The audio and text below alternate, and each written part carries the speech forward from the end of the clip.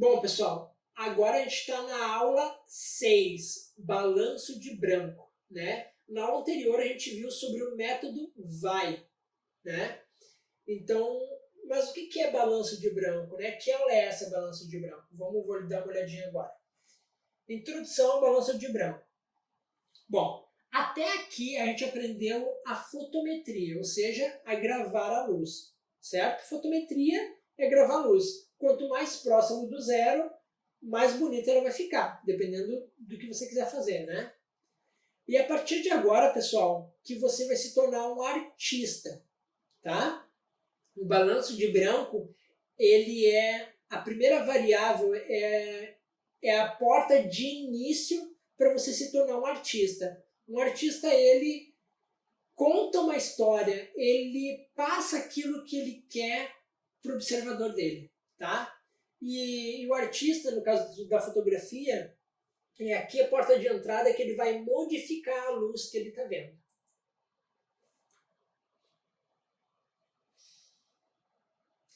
Você pode pensar, mas eu não sou um artista. Eu coloquei esse slide justamente porque eu também pensava a mesma coisa alguns anos atrás. A gente tem ideia na nossa mente que artista é quase um deus. Só que não, pessoal. Artista agora a gente vai ver no próximo slide que não é isso. Eu procurei no Google o significado de artista. E no dicionário o Google trouxe o seguinte: aquele que cultiva as belas artes. Ou seja, se você cultiva as belas artes, você já é um artista. E o que é as belas artes, né? Por exemplo, são as formações expressivas realizadas utilizando-se de técnicas de produção que manipulam materiais para construir formas e imagens que revelam uma concepção estética e poética em um dado momento histórico. O surgimento das artes plásticas está direcionalmente relacionado com a evolução da espécie humana. O artista plástico lida com papel, tinta, gesso, argila, madeira e materiais e metais, programas de computador e outras ferramentas tecnológicas para produzir suas peças. Isso é o artista plástico, né?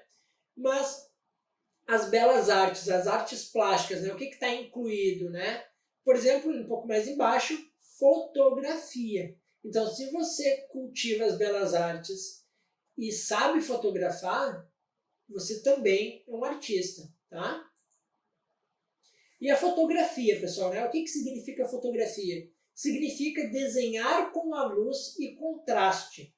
Por definição, é essencialmente a técnica de criação de imagens por meio de exposição luminosa. Então, a partir de agora, você é um artista. E nesse caso, você vai manipular a luz que você está vendo, tá? Então, isso inicia no balanço de branco. Como eu disse anteriormente, você aprendeu a fotometrar. Agora você vai aprender a modificar essa luz com apenas a variável do balanço de branco.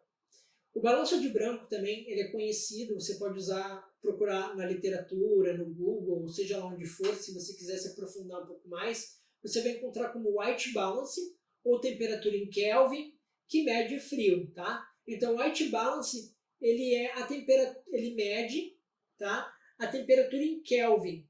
E Kelvin, lá no colégio a gente aprendeu que Kelvin, assim como graus Celsius ou Fahrenheit, o Kelvin ele mede o frio, tá bom? Então ele não mede o quente, tá quente ou tá frio, não, ele mede o frio. Então, por essa lógica, a gente tem o K de Kelvin aqui embaixo, tá? E quanto menor for o Kelvin, pessoal, mais quente vai ser essa luz. E da mesma forma, quanto maior for o Kelvin, mais frio vai ser. Por isso a temperatura em Kelvin, tá bom? Ali a gente vê ali um exemplo na imagem. 1000, né? Kelvin 1000, a gente vê uma luz mais quente. E o Kelvin é 10.000, uma luz mais fria. Mas afinal, para que serve o balanço de branco, né?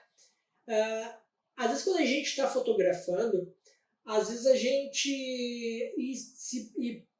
está fotografando no modo automático, por exemplo, que o próprio sensor ele adivinha qual é a temperatura de cor daquela luz que a gente está fotografando. E às vezes essa luz, às vezes ela é fria, mas o sensor entende como quente. Às vezes é quente e entende como frio. Então por isso que a gente pode fazer esse ajuste de forma manual também. Procure na sua máquina ou no seu celular essa opção, tá? Por exemplo, a luz quente, esse chefe, né? E antes de você escolher o Kelvin, você vai ter que fazer uma pergunta para si mesmo. O que você quer passar para o seu espectador ou para o seu observador, né? Você quer passar um chefe, que eu acredito que seja um chefe esse cara, né? Você quer passar um chefe com sangue no olho, fodão e tudo mais, o cara que está ali lidando com fogo, né? Ou se você quer passar uma ideia de um chefe mais psicopata, com aquela luz fria, um chefe sem coração, né? Mas no ideal, pessoal, o ideal é que a gente fotometre e arrume o balanço de branco para ser uma foto mais natural, apenas uma foto como retrato, tá? Então, às vezes o sensor vai fazer você errar, mas você pode ajustar isso na máquina ou no equipamento, né? Ou você pode fazer esse ajuste também depois em algum aplicativo de tratamento, tá? Ou no Snapseed, ou no Instagram, ou no Photoshop, ou seja, onde você estiver mais habituado.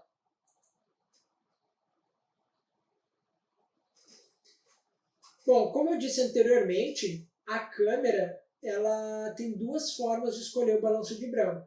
E tem a forma automática e tem a forma manual, tá?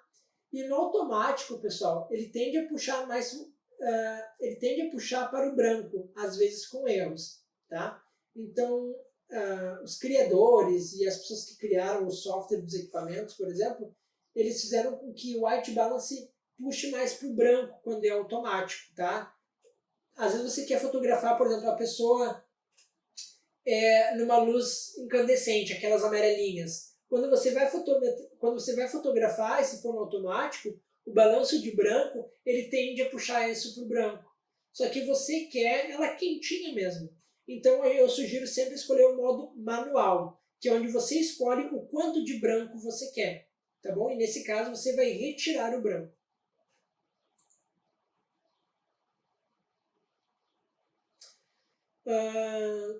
Em alguns equipamentos, seja na câmera profissional ou no smartphone, essas configurações, algumas configurações já vêm pré-estabelecidas. Elas podem vir nessas imagenzinhas, nesses ícones da esquerda, tá? E para você entender um pouquinho melhor,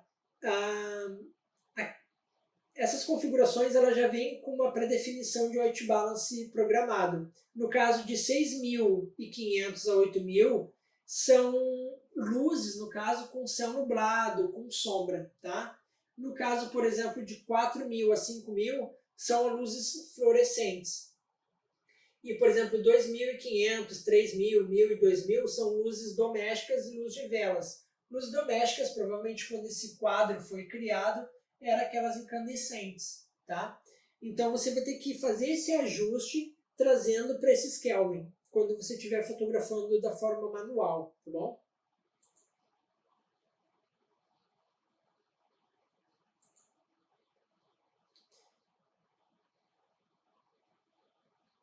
Bom, a minha animação demorou um pouquinho, mas vamos lá.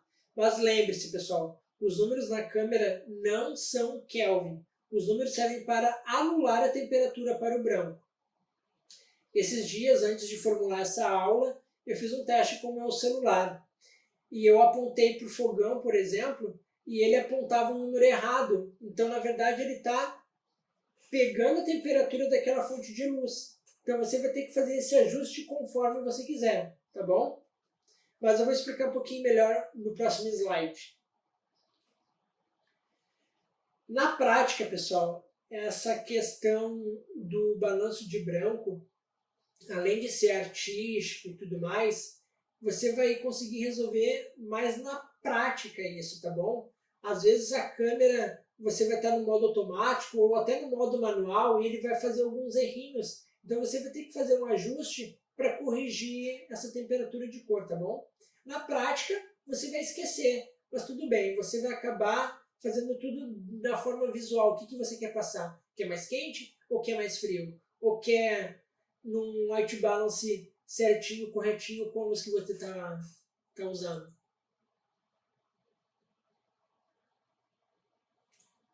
Bom, a gente acabou de ver, mas para reforçar, né, qual é o efeito na foto que dá o balanço de branco, tá? Então, recapitulando, quanto menor for o Kelvin, mais quente a luz vai ficar. Digamos que eu fotografasse aquela estrelinha ali e ela fosse bem clara, né? Se eu puxar o Kelvin para o lado menor ou menos Kelvin, ele vai tender a ficar com as cores mais quentes, né? E no caso, se você está fotografando com velas, você também vai ter que puxar o Kelvin mais para a temperatura quente, tá? E se você quiser o Kelvin mais frio,